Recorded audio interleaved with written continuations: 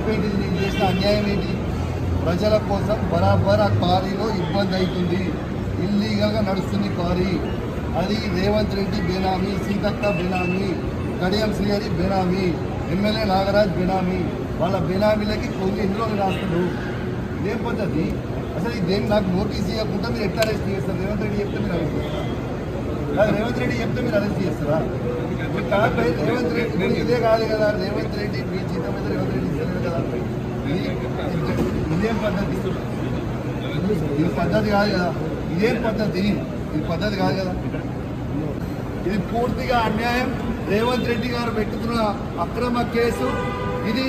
కమలాపూర్ మండలంలో గుండేడ్ గ్రామంలో illegal mine నడుస్తూ ఉంది. ఇది ఆయన రేవంత్ రెడ్డి ఆధ్వర్యంలో సీతక్క, తర్వాత కడియం శ్రీహరి, ఎమ్మెల్యే నాగరాజ్ గారి బెనామీ. ఖచ్చితంగా నిలదీస్తాం, ఖచ్చితంగా అడుగుతూనే ఉంటాం, ఊపుకునే ప్రసక్తే లేదు. మీరు చేస్తున్న అన్యాయం. ఇల్లీగల్ మైనింగ్ నడుస్తుంది అక్కడ. కేవలం 2.5 హెక్టర్స్ మాత్రమే ఉంటే ఇలా ఆడ ఇల్లీగల్ మైనింగ్ 20 ఎకరాలలో చేస్తూ ఉన్నారు. గుండేడ్ గ్రామ ప్రజలందరికీ కూడా చాలా ఇబ్బంది అవుతా ఉంది. గుండేడ్ గ్రామ ప్రజలు మొత్తం కూడా ఇబ్బంది పడుతూ ఉన్నారని చెప్పి కూడా ఈ సందర్భంగా తెలియజేస్తా ఉన్నాను. ఆ ప్రజలు ఇలా హెల్మెట్లు పెట్టుకొని మరి చేసే పరిస్థితిగా ఉంది. ఇలా ప్రజలందరూ కూడా గమనించాలి.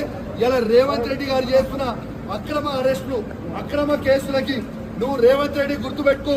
నువ్వు ఎన్ని కేసులు పెట్టినా, ఎన్ని బెదిరించినా భయపడేది లేదు. నీ సంగతి తప్పకుండా చెప్తాం, ఖచ్చితంగా ప్రజలలో చెప్తాం, ఖచ్చితంగా చెప్పే ప్రయత్నం చేస్తాం. జై తెలంగాణ, జై కేసీఆర్.